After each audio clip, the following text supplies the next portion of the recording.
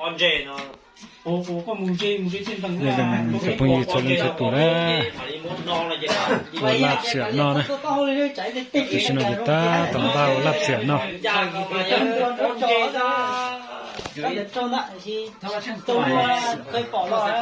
เราคงไปสมัยนะตาตัวสวยก็จะได้แต่มือสวยตายังไ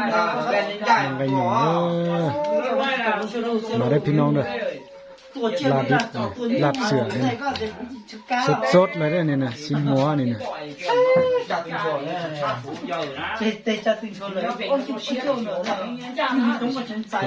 กำลังแต่งกำลังปรุงสวยมากเผ็ด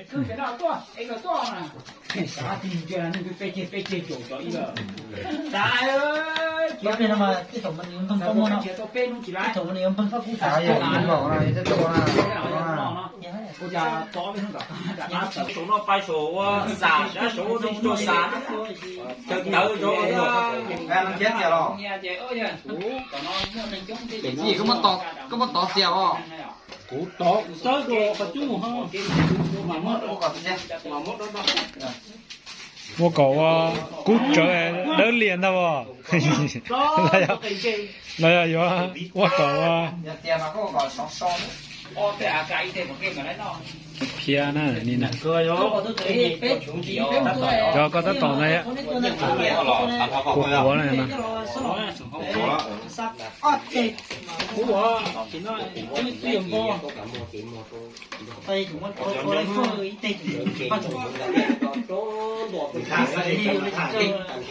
做光了那家喽。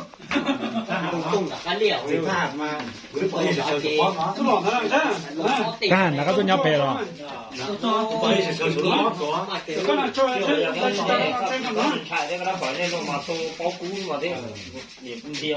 呀，不对，做包裹的，别在对做东西了，不去做多了。啊，那包裹做包裹的，不做多了。包裹也是呢，马上都去做。那个自家的吧？啊，他是家的那个。đây cho tinh chùa thì không lo chưa lại nếu cũng để mở cái chỗ để chỗ tơ lại nha giờ có chỗ không lo chưa thì ta nào ở đây số ta mà chúng ta được của chúng mốc không chính xác có lẽ phơi không có tôi một số ít thôi giờ sẽ có nhiều cái phong tan chén nhung rồi chính xác có giờ phải của nó bắt cho tôi chỉ nói nhớ chuyện这是个高官呢，吃饭不来老啊？什么什么？老被吃饭呢？哦，好有料。我妈不在也就还有钱得当呢？得当了，要有那冲啊！不打有钱得当。那冲不别讲了。也没得了，老成。我都一百点，不怕被查啊！要种冲别老高了，不打不白，被有了车流啊，行吗？好。是喏。ต่อนะ đây tin là con lót sưởi cũng nhiều đó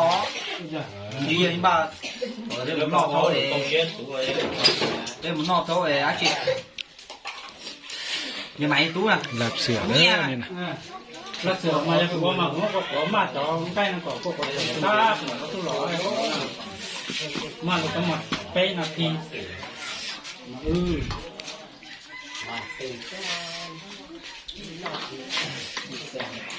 มวยตัวยูเจยาจีมัวลับเสือเจคือตัวเจจีโอเคนะแต่ตอนนั้นเจนูเจจีตีก้าตอนนั้นเลยเนี่ยจะใช้รู้มั้งตัวเป็นเรื่องกันนะตอนนอนลับเสือสิ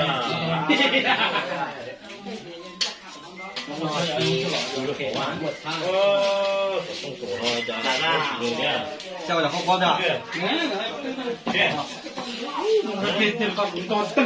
à chi cứ phải ra đâu nó chúng ta tới ta kỹ chỉ cho sao giá tà nó à ta kia mà sự nó tôi bán chú nha được chuyện đằng qua nó rồi nó cái đó lừa gì nhóm nào ra không có to vậy tôi bán mà tôi mua cái nó sân thọ trồng thủ thì tôi làm mò à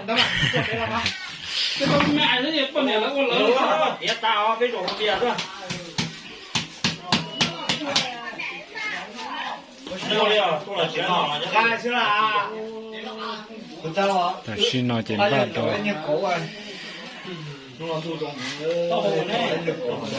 เป็นเจ้าเราเนาะตัวเตี้ยเตี้ยตุ่นอยู่นั่นเลยตายย่าสว่า ตะกี้โอ้ยมาฟรี ตัวน่ะ เสียเป็นเด็กชายเก็บเป็น ฮะนอนรับเสือเอาไปแล้วจงตัดฉัน เดี๋ยวหมอนะ ไปบนไม่รู้อ่ะจะได้เตะจิ๊บทั้งเนี่ยโอ้จะกระเบ้แล้วตกลงซาแต่มันได้เทคส่วนนึงป่ะแต่ ก็ตายซาติลุมปันก็ต้องนะเจ้าผู้ตักผู้ตามเนาะ มันจะจ่อ ก็อีอ่ะ ลาบดิบ ตัวรถปูอ่ะตัวต่อหัวดู ตัวนกปุ่นได้ยังไงก็ไอ้ยังมันยัง một tuổi bé à của nó cho tôi เดี๋ยวจะยังเดี๋ยวพอเลือกกับมาแล้วจิตของนี่ยุ่งเลยใครก่อน ตัวไหนที่เราแย่ม ก็ไม่ใช่ โอ้แซ่บๆนัวๆครับคักนี่ เจ้านั่นไหนจ้ะ ลาบดิบ Hãy subscribe cho kênh Ghiền Mì Gõ để không bỏ lỡ